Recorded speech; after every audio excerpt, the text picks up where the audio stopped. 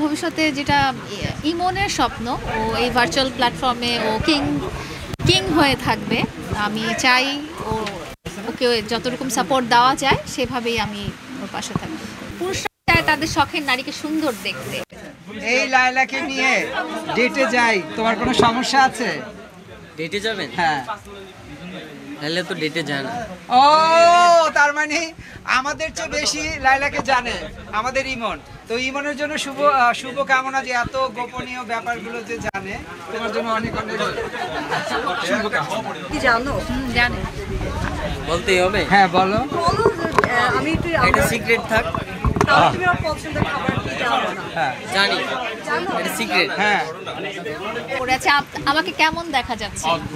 অসম্ভব সুন্দর। হ্যাঁ, তো আমার মনে হয় যে আমার মতো সব মেয়েরাই নিজেকে সুন্দর দেখতে চায়, তারা সুন্দর সুন্দর পোশাক পরতে চায়। এখানে খুব এক্সক্লুসিভ কালেকশন আছে, তো এখানে আসলে তারা চুজ করতে পারবে, তারা পছন্দ মতো ড্রেস নিতে পারবে এবং সব রেঞ্জের মধ্যে আছে। এমন না যে একদম 1 লাখ 1.5 লাখ এরকম না, খুব সাধারণ মানুষের সাধ্যের মধ্যেই আছে। তো আমার মনে হয় যে সব মেয়েদেরই একটা পছন্দের জায়গা হয়ে যাবে আরমান নূর ফ্যাশন। আচ্ছা, এই যে যেটা বললাম যে শুধু নারী না, আসলে পুরুষরা চায় তাদের শখের নারীকে সুন্দর দেখতে এবং মেয়েরাও চায় তাদের পছন্দের মানুষের সামনে খুব সুন্দরভাবে প্রেজেন্ট হতে, এবং সেখানে ভূমিকা কিন্তু অনেক। তো আমার মনে হয় আরমান নূরে এসে আমি যে কালেকশনগুলো দেখলাম সব মেয়েদেরই আকাঙ্ক্ষা পূরণ করে।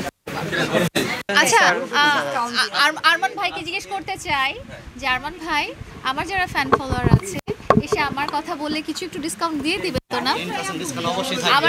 আমার এবং ইমনের ফ্যান ফলোয়ারদের জন্য 10% ডিসকাউন্ট পুরো জানুয়ারি মাস জুড়ে।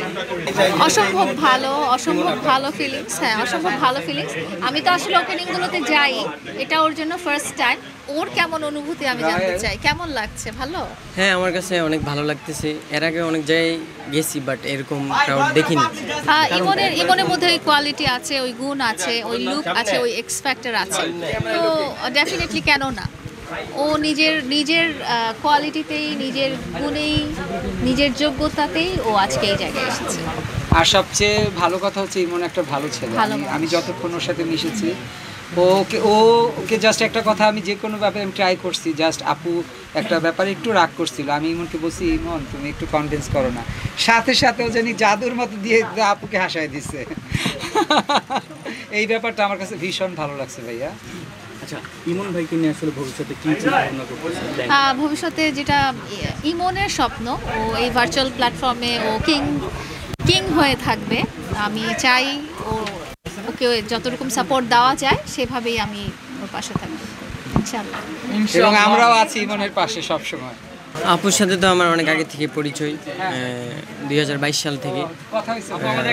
ওইখানে একটা প্রোগ্রামেই দেখা হয়েছে আপুর সাথে, ওইখানেও ভিডিও করছি, বাট পরবর্তীতে তেমন ভিডিও করা হয়নি।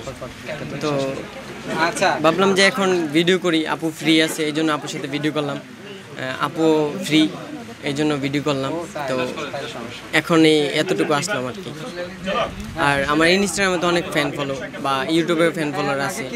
আমি ফেসবুকে তেমনভাবে আসিনি, টিকটকে তেমনভাবে আসিনি, ইদানিং টিকটকে ফেসবুকে।